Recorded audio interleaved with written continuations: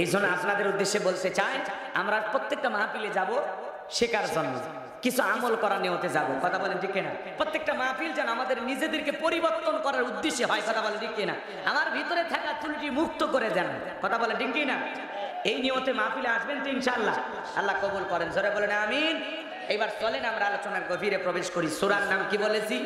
তাহলে মূল আলোচনা প্যান্ডেলে থাকবে নাকি আপনার ঘর পর্যন্ত যাবে? ইনশাআল্লাহ আশা করি যাবে। আল্লাহ কবুল করেন। জোরে বলেন আমিন।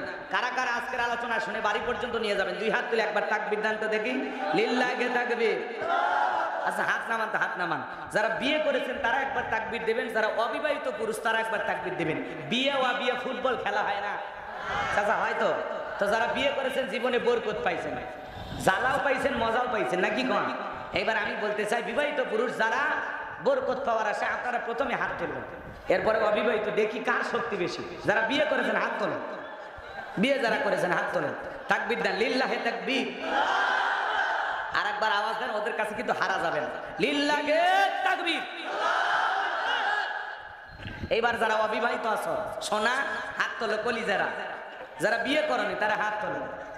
ওদের সাথে সংখ্যায় আমরা বেশি আসি, এখন দেখি তো ওদের কাছে হারা যায় না। হ্যাঁ হ্যাঁ, লিল্লাহি তাকবীর। আর একবার আপনি রেজাল্ট দেওয়া লিখবেন, লিল্লাহি তাকবীর।